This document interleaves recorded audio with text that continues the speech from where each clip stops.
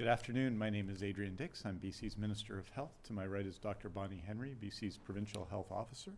This is our COVID-19 briefing for British Columbia for May 21st today. And I want to acknowledge that we're on the territories of the Lekwungen-speaking people, the Songhees and the Esquimalt First Nations. Dr. Henry will be briefing at 1 o'clock on Saturday. Tomorrow there will be a written update on cases of COVID-19 in BC. And with that, I'd like to introduce Dr. Bonnie Henry. Thank you and good afternoon. We have 12 new cases who have tested positive in BC here today, bringing our total to 2,479 people who have tested positive for COVID-19 in BC.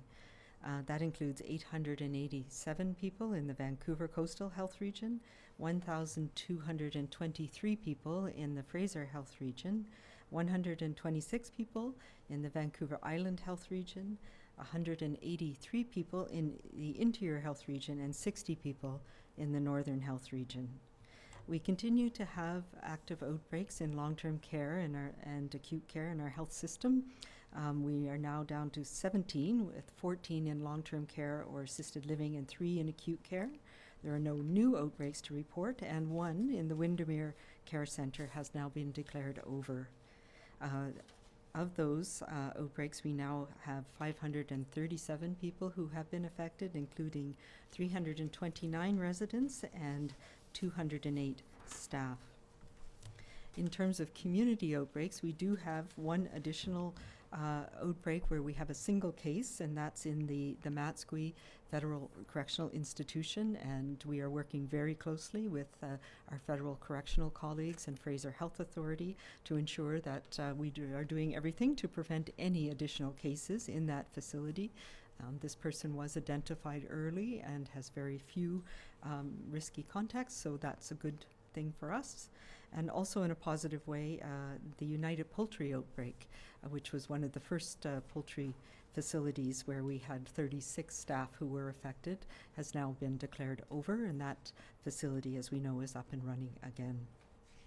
We have now 307 active cases here in British Columbia, and of those, 43 people are in hospital, and 8 of those are in critical care or ICU.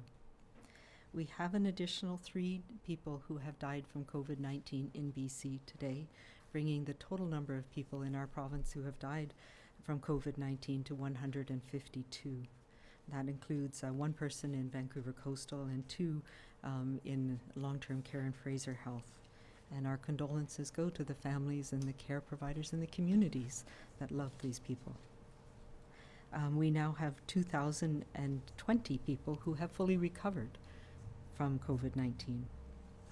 I just wanted to report on a few additional things.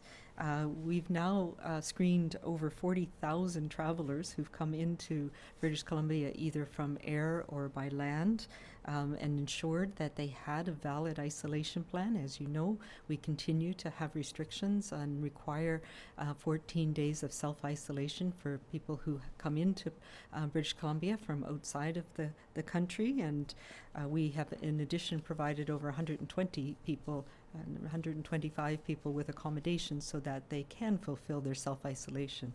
And I'm heartened to hear that very similar measures are now being taken by Alberta, and we feel that these are important measures to protect our borders and protect all the work that we've done in the province ongoing, and we're looking to ensure that those types of measures will continue as we move through this phase of our pandemic and into the future. I also want to give you an update on some of the, there's been some media around reporting on deaths and the number of men and women who have died in the country and in the province, and we provided an update in our epidemiologic update about 2.5 weeks ago. But it's interesting that some of the reports from across the country indicate that in particularly Ontario and Quebec, where they've had the most deaths from COVID-19, that there's a majority of women who have died, and that is not the case that we've seen here in British Columbia. And just to update you, of the total number of cases that we have, 52% or 1,290 have been in women and 48% in men. But when we look at the number of people who've been hospitalized or in ICU, that reverses. So we have more men, about 60% of men have been hospitalized, and 64% of the people who have ended up in our intensive care unit or needed critical care have been men. In addition, when we come to the people who in BC who have died from COVID-19, 95 or 62% have been male versus 38% or 57 of whom were female. So our stats are slightly different from what we're seeing in other provinces across Canada and are in keeping with what we have been seeing internationally as well, where there seems to be a differential, more severe effect on men than women. And again, we're not entirely sure what the rationale is for that, and there's a lot of studies that are being going on around the world to try and understand the immunology better. Another thing that has come out in the media in the last little while is about our advice around the additional precaution that can be layered on to what we know works to prevent the transmission of COVID-19, and that includes the use of a non-medical mask in certain situations.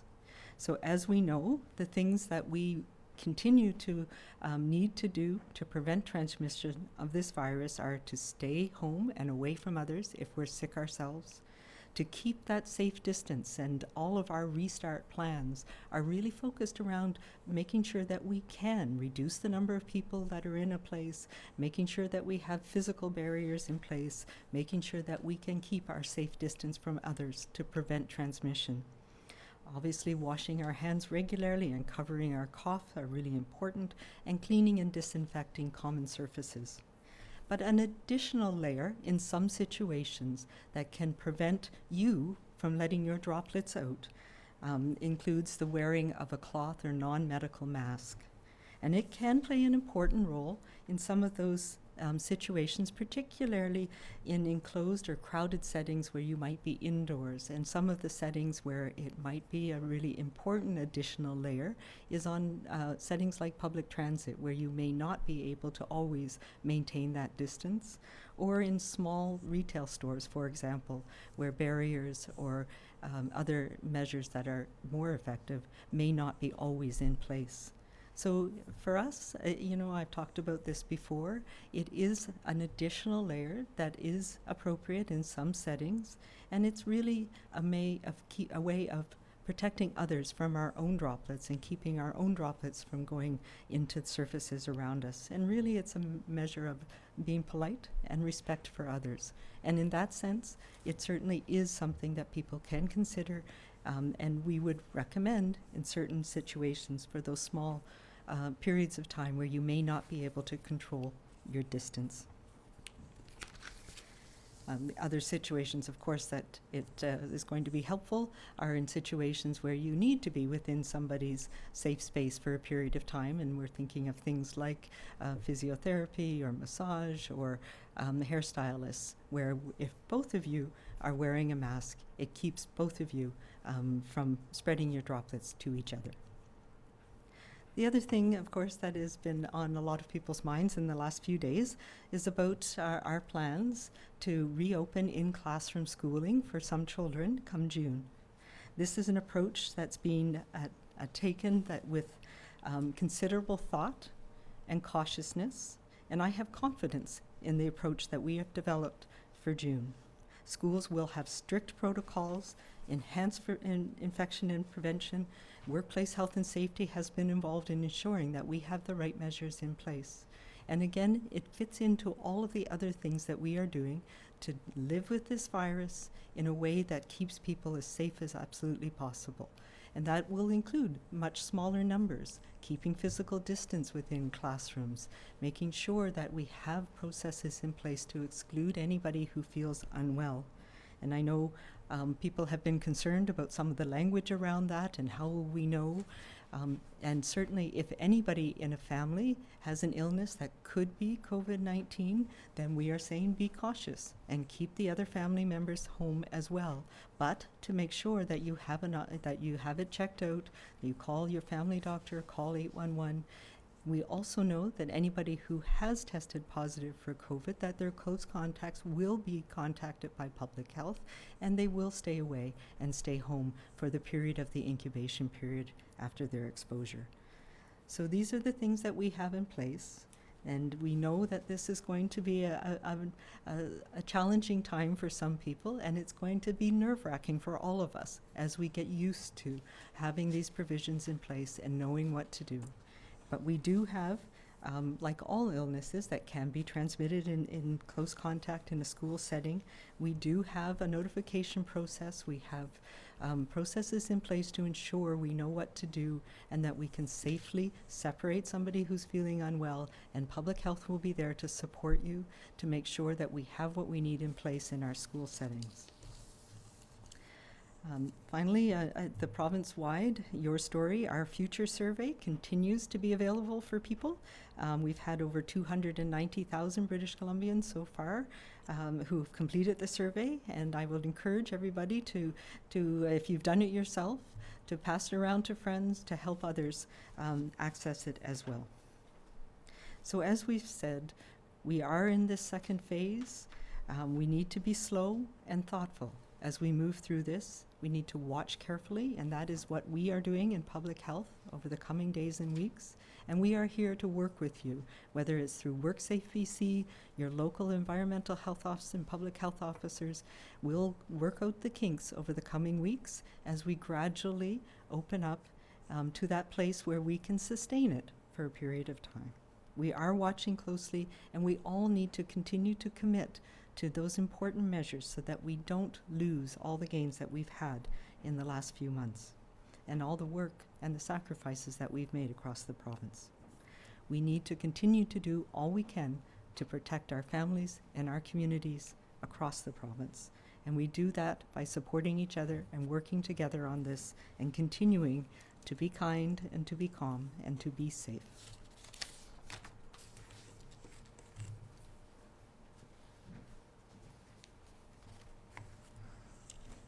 Thank you very much, Dr. Henry, and I wanted to join Dr. Henry in expressing condolences to the families, the friends, the caregivers of the 3 people who passed away, 2 of them in Fraser Health and 1 in Vancouver Coastal Health in the last 24 hours from COVID-19. It is, I think, always worthy of reflection, of lives lived, of people that are lost, but who have lived extraordinary lives, in all 3 cases, long lives, and who've passed away. And we know, regardless of the circumstances, that is difficult, and in these circumstances is extremely difficult.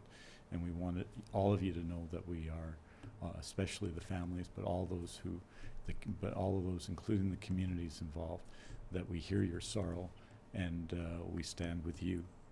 I wanted to note on that point that 2 of these cases were from long-term care, and that we are continuing the policies, the severe restrictions that have been put in place on visitors in long-term care and acute care.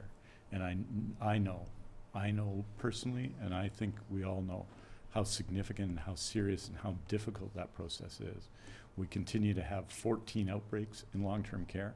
We've seen in the growth of cases, for example, the Langley Lodge, even in recent weeks, that this continues to be a significant issue for us. British Columbia has done significantly better than other jurisdictions, but that doesn't change the fact that a lot of people have lost their lives, and the situation in long-term care remains serious, and the measures that have been put in place by medical health officers across British Columbia to protect residents in long-term care must continue to be in place. And I'm going to report on one of those initiatives, the single site initiative, shortly.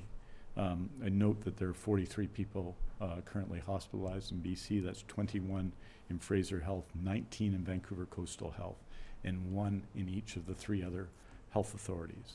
That increasingly our hospitals are slowly becoming more occupied. About 69% of beds are occupied across the system at the moment, and 53% of critical care beds are occupied at present. Yesterday we had 5,101 emergency room visits in BC, which shows we're continuing to see that new level of people appropriately using the healthcare system. This is happening at different rates in different health authorities. For example, we're much closer to 100% in ERs of pre-COVID levels on Vancouver Island than anywhere else. But nonetheless, people are doing that, and our healthcare system for all non-COVID procedures is becoming busier. I wanted to provide a fourth update to you on the single site proposal. This is the proposal, or the policy. This is the policy that employees in long-term care, assisted living, private hospitals, standalone extended care hospitals, and provincial mental health facilities are restricted to working at a single site. We started with 545 facilities, hosting multiple facilities employees, with a total of 7,350 employees who worked at multiple sites. Here's where we are right now. Of those 545 facilities, 499 have completed their single site plan. That's an increase of 4 sites from last week. Others are in process, but again, we are not reporting in process plans, just completed ones. That's 121 in interior health. That's a correction from last week when it was 122. It's 121 in interior health, 141 in Fraser Health, including 2 provincial health services sites, 96 in Vancouver Coastal Health, including 6 Providence healthcare sites, 106 in Island Health, and 35 in Northern Health. The number of site plans announced today are the ones that are completed, and but others, and the others, the ones taking us to 545, are in the process of being completed. As I mentioned last week, the ministry continues to work with health authorities to gather detailed information from non-Health Employer Association of BC sites on current compensation.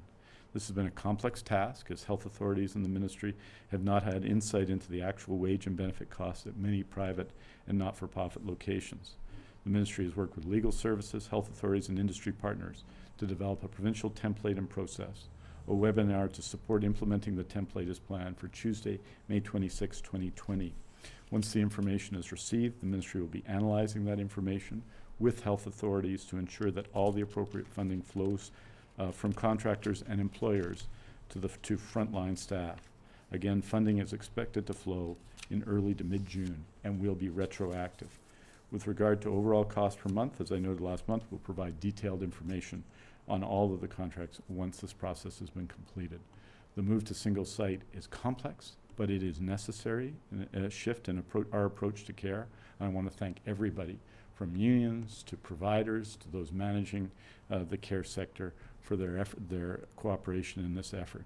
We'll continue to update you every Thursday so that people are aware of our progress in this regard. I wanted to also bring you up to date on progress with respect to surgeries. As you'll be aware, on March 16th, we delayed all non-urgent elective surgeries, and our estimate of the total number of surgeries that represented was approximately 30,000 for that 2-month period. Of course, we continue to provide urgent scheduled surgeries and emergency or emergent surgeries in that time. So from the period from March 16th to May 17th, we completed 20,000, or the system completed, and doctors and nurses and healthcare workers completed 23,385 surgeries. That's 4,015 in interior health, 7,121 in Fraser Health, 4,879 in Vancouver Coastal Health, 4,720 in Vancouver Island Health, 1,365 in Northern Health, and 1,285 in the Provincial Health Services Authority. Of those 23,000, 12,369 were scheduled and 11,016 were unscheduled or emergency surgeries. This is, I think, given the challenges facing the healthcare system in this time, an extraordinary achievement by our healthcare workers, and we are grateful for it. As you all know, on May 7th, we announced our new surgical plan to try and respond to relaunch elective or scheduled surgeries in BC. From May 7th to May 17th, we contacted 12,016 patients in BC as part of that plan. And this week, the surgeries booked this week, the scheduled surgeries booked this week, amount to 2,586 in the first week. So the first scheduled surgeries on May 18th to those that are scheduled through May the 24th. Again, we're getting started. It's a very challenging process, but what this indicates is the commitment of our surgeons, of our nurses, of our healthcare workers to providing the same energy in addressing people waiting for surgeries as we've provided in our response to COVID-19. Last week, I provided such updates on surgery and our surgery renewal commitment. 2 days ago, I was able to announce that postponed surgeries had resumed in 49 sites across 5 regional health authorities and the Provincial Health Services Authority. And today we added this detailed information on our progress. That word, progress, is an important word in delivering on surgery renewal. Important because as much as surgery renewal depends on those in the operating room, it also depends on all of us. It depends on our ongoing commitment to use the skills we've learned from Dr. Henry and from public health officials to stop the spread. As Dr. Henry has made clear, a second wave of COVID-19 is very likely given the history of pandemics. And as we made clear in our surgery renewal commitment, we expect to complete all lost surgeries. But let's make no mistake about it. Surgery renewal is shaped by COVID-19. Our success will be dictated by future events, such as a resurgence of COVID-19 or the potential for a second wave. As we head into our first weekend of phase 2, an exciting time because of the reduction of some restrictions and the increase in our contacts, we need to continue to be 100% all in our efforts to prevent a resurgence of COVID-19. We want to stay healthy to allow the progress we've been making on surgery renewal to build. For the weeks and months ahead, the only thing any of us wants to spread in BC, through our words and our actions, is the messaging that physical distancing matters. Physical distancing saves lives, it stops the spread, it flattens the curve, and it gets people the surgeries they need. Physical distancing saves lives. Spread the message, not the virus. Aujourd'hui, nous annonçons 12 nouveaux cas pour un total de 2479 cas de COVID-19 en Colombie-Britannique. Nous sommes attristés d'annoncer 3 nouveaux décès liés au COVID-19, dont un dans le région de santé de Vancouver Coastal et 2 dans le région de santé de Fraser, pour un total de 152 décès en Colombie-Britannique. Parmi l'ensemble des cas confirmés de COVID-19, 43 personnes sont actuellement hospitalisées, dont 8 en soins intensifs. Les autres personnes dont le test de dépistage a été positif sont en isolement à leur domicile. Alors que nous allons vers notre premier week-end de la phase 2, une période excitante en raison de la réduction des restrictions et de l'augmentation de nos contacts, nous devons continuer nos efforts à 100% afin d'empêcher une reprise de COVID-19. Nous voulons rester en bonne santé pour que nos progrès sur le renouvellement des chirurgies puissent se développer.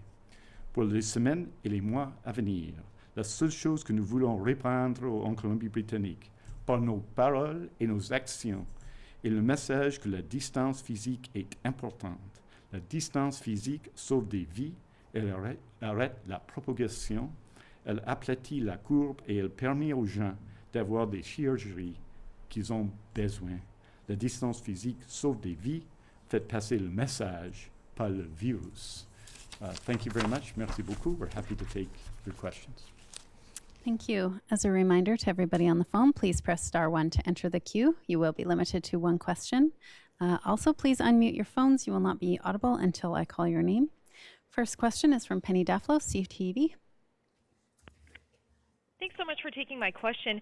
Dr. Henry, TransLink talked today about growing a culture of mask wearing on transit. So I'd like to hear some more of your thoughts on that, as well as just kind of making it part of our public life more broadly, especially given that WorkSafe has made masks a significant part of their guidelines for so many businesses where distancing isn't possible.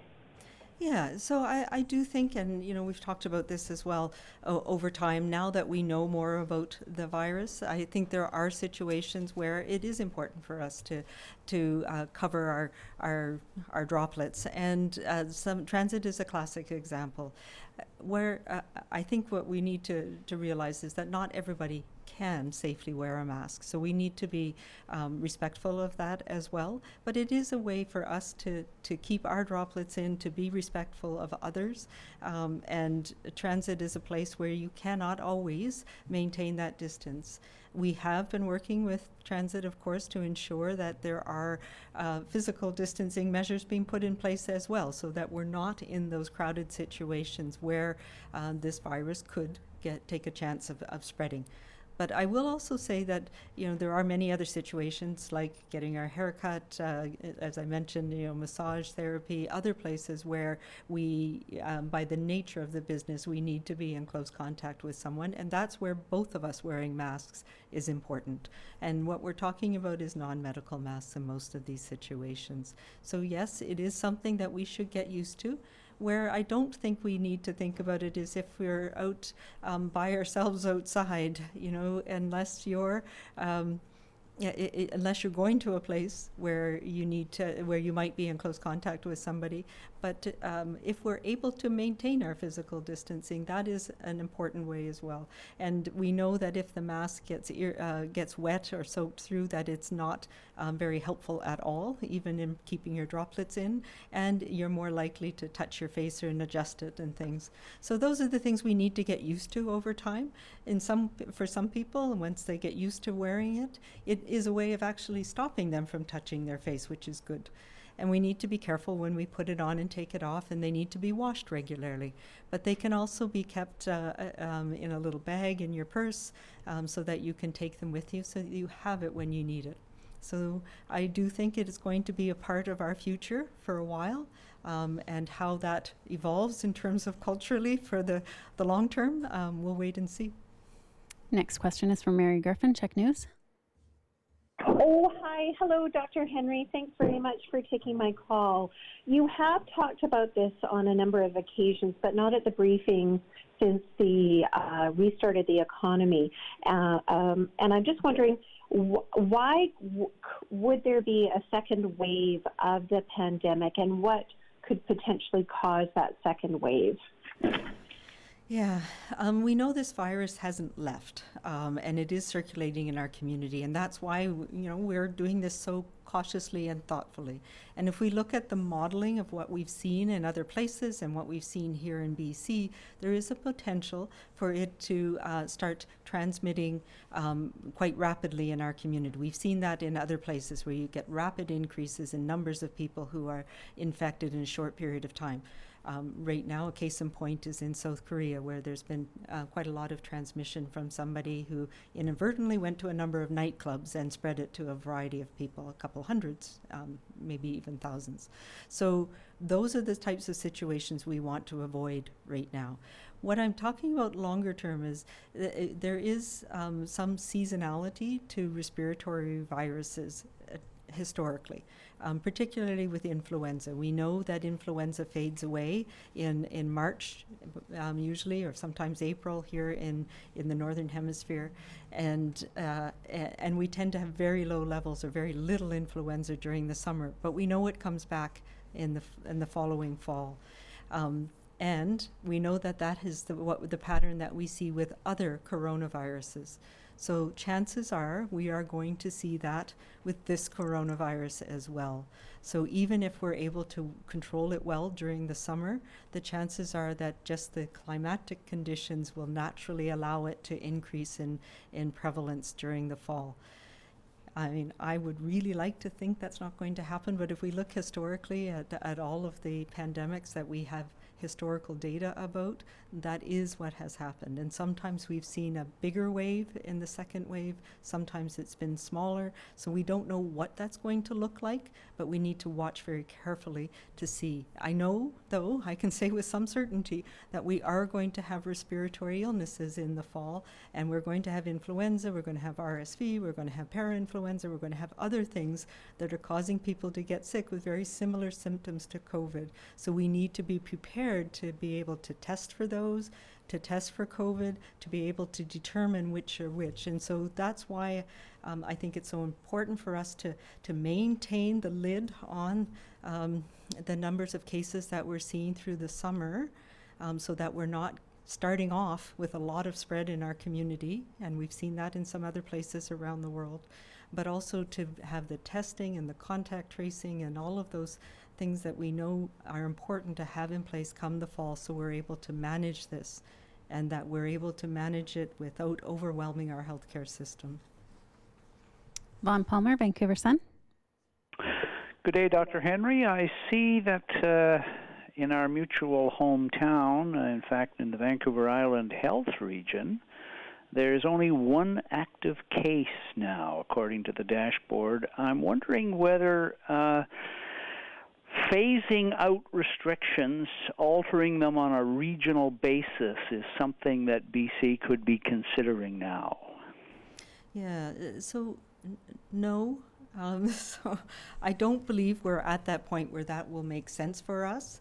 We do know that people move, and we do know as well that this virus, we are not catching everybody that has it. We know it is still in our communities. So the cases that we have that have tested positive are a good indication, and we are watching very carefully. But the philosophy that we need to have across the province, and we're talking with my colleagues across the country for the coming period of time, is we don't want to give this virus those opportunities to start spreading to large numbers of people.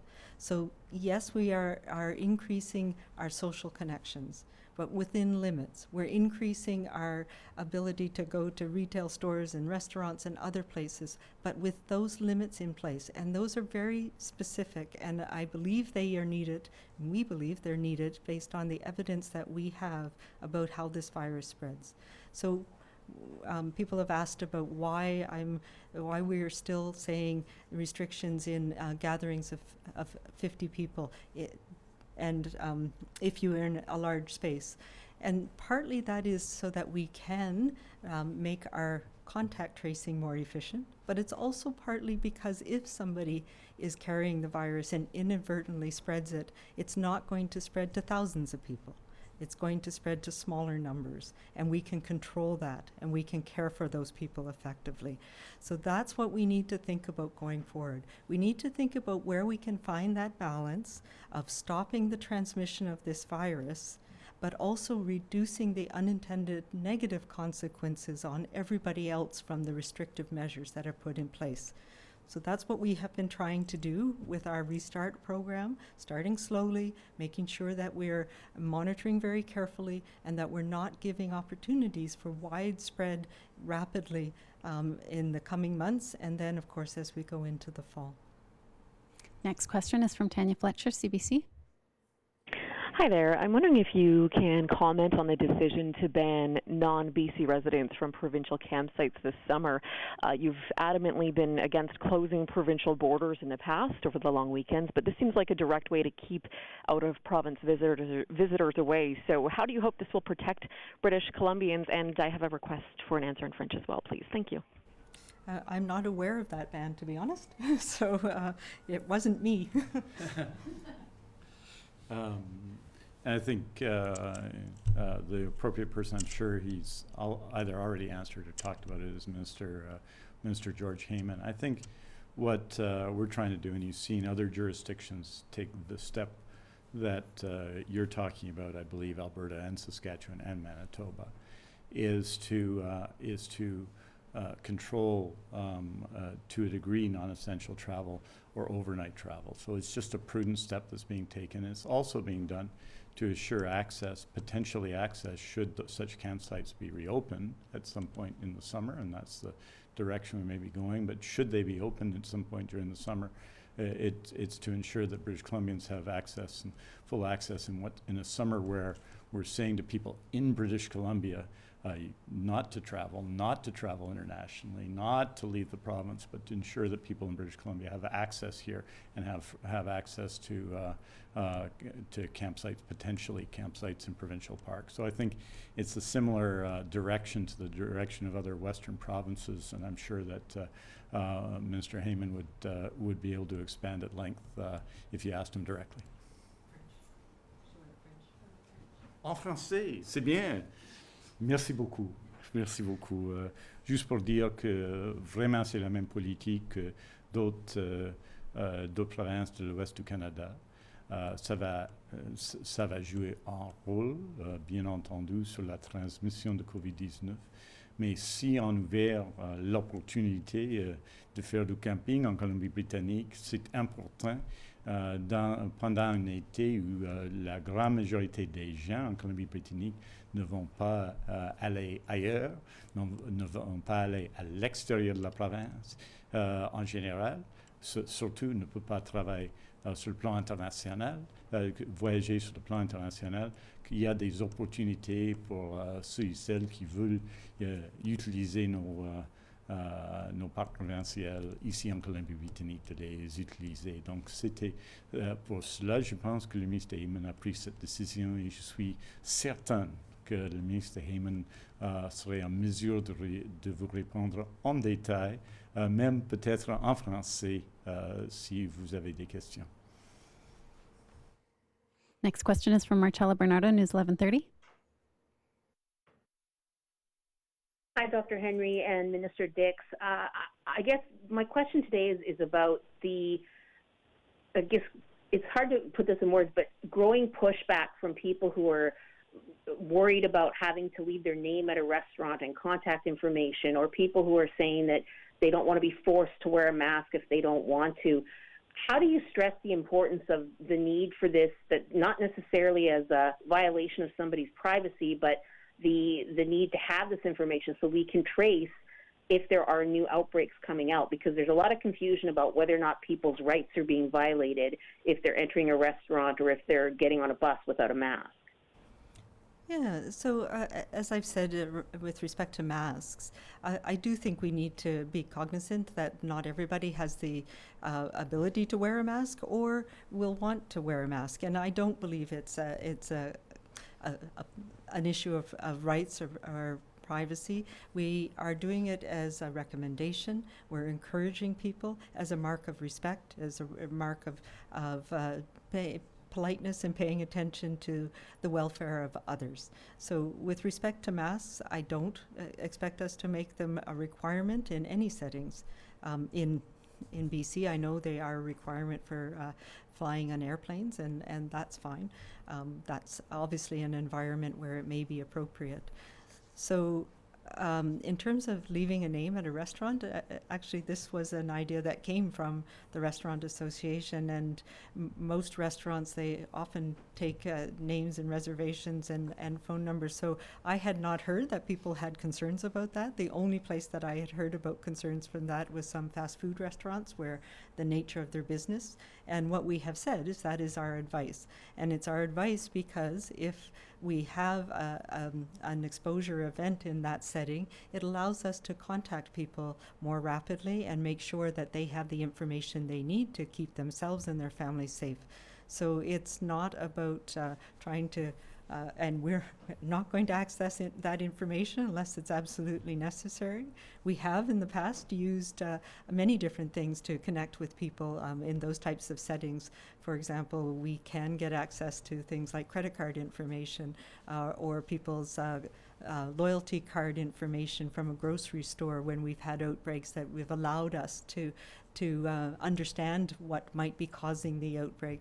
So those types of things we do. We are obviously in public health our paramount concern, and you will have seen this from the information that I've provided over the last number of months, is maintaining people's personal confidentiality. So that is a very important thing that we do all the time. And this is just another measure, as you say, to try and improve our efficiency on being able to contact people and give them health information that might be of value to them and to their families.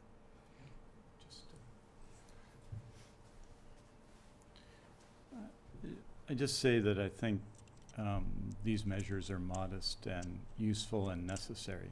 And just to put it in context, more than 150 people have died from COVID-19 in BC. Today, just today in Ontario and Quebec, they announced 113 more deaths in just those two provinces, just today in late May. Thousands, tens of thousands of people have been affected. People have lost work and opportunity around the world. Hundreds of thousands of people have died around the world. Millions, tens of millions, hundreds of millions of people and more have been affected. And so these small actions, physical distancing, is what we owe to one another to help prevent the spread of the virus, what we owe to one another to return not to the old normal but to a new normal, what we owe to one another to help one another in a very difficult time. And so I strongly encourage people to view it that way, as not a question of rights, but a question of our obligation to one another as human beings in an extraordinarily difficult time. And I ask people to, with all my heart, to follow the recommendations around physical distancing, to be generous and cooperative and open-hearted with one another, to, as Dr. Henry has frequently said, to be kind. Next question is from Tyler Olson, Abbotsford News. Hi, thanks. Dr. Bonnie Henry and Mr. Dix, you both have repeatedly, and Mr. Dix, you just did right before I started here, emphasized the importance of personal responsibility in suppressing the virus. Compared to other jurisdictions, do you think BC has placed a larger emphasis on individual responsibility rather than implementing lockdown restrictions? And if so, do you think that made a particular impact in kind of the way BC has been able to be successful? You know, I think it is one of the things that that we've come out with in terms of our approach to how we manage this, and it has been something that I am very grateful that people in British Columbia have understood and paid attention to. It is only by getting through this together that we will be successful. I think a lot of what happened here in British Columbia, because it was around timing, and much of that may have been luck and the right way, doing the right thing at the right time and making those decisions. But we cannot underestimate how important it is for us to have that collectiveness in managing these events that really are out of our control. There are so much about what happened with this pandemic and what will happen with this pandemic that we cannot control. So the only way that we can make it through together is to have that personal accountability to each other and to be respectful of each other, and to do it in a way that supports each other to get through it. Because, you know, I heard it said recently, and I thought that was a good analogy. You know, we're all in the same storm, but we're not all in the same boat. And so we need to have allowances for that, and to be respectful that everybody has their own experience of this last few months and what the next few months will be. And for all of us to accept that and to have that compassion and respect for others is what is going to help us get through this next phase and whatever comes next. We have time for one more question today. For any reporters that didn't get to ask a question, there will be a statement released later this afternoon. For recommendations on protecting families and communities from COVID-19, visit bccdc.ca. For non-medical questions about the province's COVID-19 response, visit gov.bc.ca/COVID-19. And for a full listing of the Provincial Health Officer's orders, visit gov.bc.ca/PHO guidance. Last question is from Keith Baldry, Global News. Hi, thanks for this, Dr. Henry. Langley Lodge, you mentioned a couple days ago, and after that briefing, Langley Lodge put out a tweet saying everything was fine there, and people were improving, and that wasn't reflected in your numbers. It's my understanding 2 of the deaths overnight occurred in Langley Lodge. Can you explain just what your team is doing in terms of investigating that facility? Yeah, so I know that Fraser Health has been very active working with all of the staff and the residents and families in that facility. We've seen over and over again that once the virus gets into the facility and once people are, have been exposed, we know that there's going to be ongoing development of illness. And for some people, particularly our elders and seniors, that illness can be very mild and very sudden and very and unfortunately lead to death very quickly. I know Fraser Health and all of the team, the care team at Langley Lodge is been devastated by this outbreak and is working very hard to make sure that it is under control. That's all the time we have for today. Thank you. Thank you very much. Thank you.